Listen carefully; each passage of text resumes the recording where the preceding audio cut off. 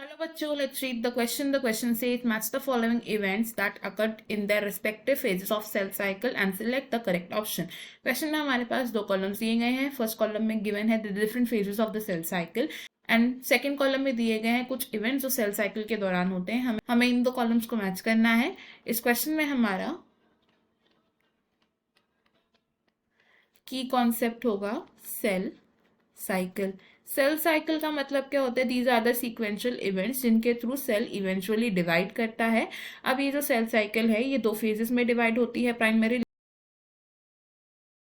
Which are the interphase and second is the M phase. Interphase होता है the preparatory phase, इसमें cell division के लिए prepare करता है, एंड एम फेज होता है the actual division phase of the cell cycle.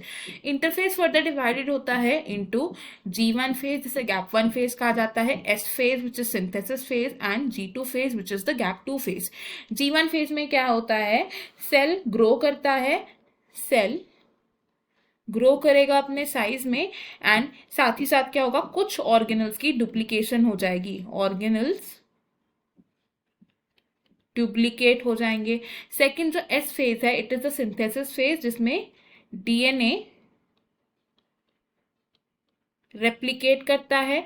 Chromosomes में डुप्लीकेशन होती है लेकिन जो ओवरऑल नंबर ऑफ क्रोमोसोम है वो सेम रहता है. एंड G2 फेज में क्या होता है? साइटोप्लाज्मिक ग्रोथ होती है सेल की, और साथ ही साथ कुछ प्रोटीन सिंथेसाइज होती हैं जिनकी रिक्वायरमेंट होती है सेल को डिवीजन के लिए. और अगर बात करें एम फेज की, तो जो एम फेज है it is further divided into karyokinesis जिसमें कि न्यूक्लियस डिवाइड करता है, and second is the cytokinesis. Karyokinesis की बात करें तो कैरियोकाइनेसिस के फर्दर 4 फेजेस होते हैं which are the prophase, metaphase,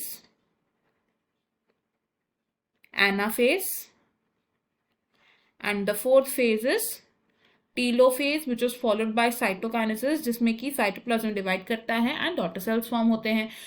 prophase में क्रोमैटिन कंडेंस होता है and it forms compact chromosomes. Metaphase में क्रोमोसोम्स अलाइन होते हैं ऑन द इक्वेटोरियल प्लेट, या जिसे मेटाफेज प्लेट भी कह सकते हैं. मेटाफेज होता है best stage to study the morphology of the chromosomes. Anaphase होता है जिसमें सेंट्रोमियर स्प्लिट कर सकता है एंड क्रोमैटिड्स मूव करते हैं to the opposite poles. And telophase में क्या होता है? जो क्रोमैटिन मटेरियल है वो डिकंडेंस हो जाता है एंड ऑर्गेनल्स रीअपियर हो जाते हैं. अब इन दो कॉलम्स को अगर हम मैच करें तो G1 फेज में क्या होता है? सेल ग्रो करता है एंड ऑर्गेनल डुप्लीकेशन होती है. सिंथेसिस फेज में डीएनए की रेप्लिकेशन होती है एंड क्रोमोसोमल डुप्लीकेट करते हैं. G2 फेज में साइटोप्लाज्मिक ग्रोथ होती है and metaphase of M phase में अलाइनमेंट होती है क्रोमोसोम्स की ऑन द इक्वेटोरियल प्लेट. हमारे मैचेस बन रहे हैं यहाँ पर 1 with first of column 2 with second of column 2, 3 with third of column 2 and 4 with fourth of column 2. तो according to these जो हमारा करेक्ट आंसर है that will be option C. बाकी के ऑप्शन हमारे यहाँ पर इनकरेक्ट है. I hope you have understood it well. Best of luck. Thank you.